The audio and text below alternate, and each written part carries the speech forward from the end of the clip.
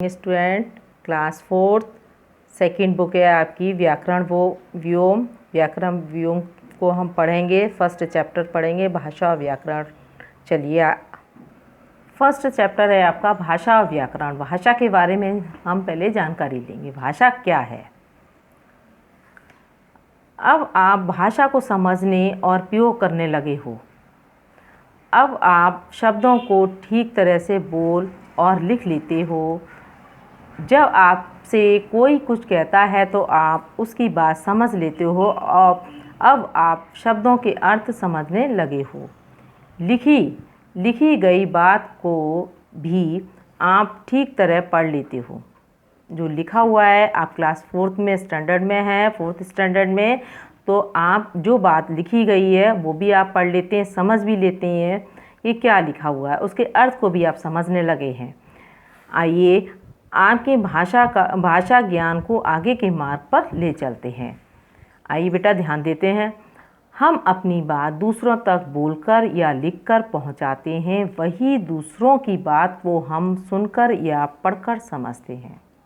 देखिए, जब हम अपनी बात को दूसरों तक, चाहे वो बोलकर या लिखकर पहुंचाते हैं और दूसरों की बात को हम सुनकर या पढ़कर समझते हैं, ग्रहण करते हैं, है ना। आइए देखते हैं, इस चित्रों के माध्यम से समझाया गया था। इन चित्रों के बारे में देखते हैं, समझते हैं। यह अध्यापिका हैं, बता रही है हमारी हिंदी हमारी राष्ट्रभाषा है। दो बच्चे हैं, आपस में बात कर रहे हैं। मेरा नाम बसंत है, अपना परिचय दे रहे हैं। बालिका है, वो पुस्तक पर लिख रही है कुछ। हम सब भारतीय हैं, अध्यापिका बोर्ड पर लिख रही हैं कि हम सब भारतीय हैं। ये समाचार पत्र सुन रहे हैं। ये बच्चा पत्र को या कोई भी चीज़ को, किताब को ये पढ़ रहा है। यहाँ पर ऊपर के चित्रों में कुछ लोग अपनी बात को बोलकर समझा रहे हैं और कुछ लिखकर, वहीं कुछ लोग बात को सुनकर समझ रहे हैं और कुछ लोग पढ़कर। हम अपने भावों और विचारों को बोलकर या लिखकर प्रकट करने के लिए एक साधन का प्रयोग करते हैं। यही साधन भाषा कहलाता है। भाषा किसे कहते हैं? भाषा क्या है? हम अपने भावों और विचारों को, चाहे हम बोलकर या लिखकर जो प्रकट करते हैं, एक साधन का प्रयोग करते हैं जिसके माध्यम से हमारी बात पहुंच सके, और यही साधन हमारी भाषा कहलाता है। जब हम अपनी बात को बोलकर कहते हैं तो भाषा का यह रूप मौखिक भाषा कहलाता है। मौखिक मतलब मुख से निकला और कान तक वो बात पहुंच गई। मुंह से बोली और कान तक वो बात पहुंच गई, ये मौखिक भाषा है। जब हम अपनी बात को लिखकर समझाते हैं तो भाषा का यही रूप लिखित भाषा कहलाती है। भाषा के दो रूप होते हैं बेटा, मौखिक भाषा और लिखित भाषा। मौखिक भाषा मुख से बोलकर जो बात कही जाती है उसे मौखिक भाषा कहते हैं, और जो बात हम लिखकर अपनी समझाते हैं उसको लिखित भाषा कहते हैं। हमारा भारत एक विशाल देश है। यहाँ प्रत्येक राज्य और प्रांत की अपनी भाषाएं और बोलियां हैं। हमारा देश कैसा है? एक विशाल देश है, और यहाँ प्रत्येक राज्य और प्रांत की अपनी अपनी भाषाएं और बोलियां हैं। एक राज्य से दूसरे राज्य की भाषा बोली भी प्यार और आदर से बोली जाती है।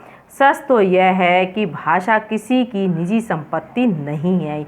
ये बात सही है, भाषा किसी की निजी संपत्ति नहीं है जो नहीं बोली जा सकती। हम किसी भी राज्य में जाए वहाँ की भी भाषा सीख कर बोल सकते हैं। यह तो केवल विचार प्रकट करने का एक माध्यम है। फिर भी अपनी भाषा से विशेष प्यार होना कोई बुरी बात नहीं है, बल्कि अच्छी बात है। हमें अपनी भाषा से बहुत प्रेम है। हमें हमारी जो है भाषा है, हिंदी है, हमें अपनी हिंदी भाषा से बहुत अधिक प्यार है। आइए अपने देश की सैर करते हुए वहाँ की भाषाओं से मिलें। ये राज्य दिए हुए हैं बेटा, और राज्य में बोली जाने वाली भाषाओं के बारे में दिया गया है। ये राज्य हैं जम्मू कश्मीर। जम्मू कश्मीर में उर्दू और कश्मीरी भाषा का प्रयोग किया जाता है। पंजाब में पंजाबी, उत्तर प्रदेश में हिंदी, महाराष्ट्र में मराठी भाषा का प्रयोग किया जाता है, गुजरात में गुजराती भाषा का प्रयोग करते हैं, गोवा में कोंकणी, कर्नाटक में कन्नड़, आंध्र प्रदेश में तेलुगु भाषा, केरल में मलयालम भाषा का प्रयोग करते हैं, उड़ीसा में उड़िया, पश्चिम बंगाल में बंगाली भाषा का प्रयोग करते हैं। ये राज्य दिए हुए हैं, ये राज्य में बोली जाने वाली सभी भाषाओं के बारे में दिया हुआ है। अपने फर्स्ट लेक्चर में भाषा के बारे में पढ़ा है और राज्य में बोले जाने वाली भाषाओं के बारे में जानकारी ली है।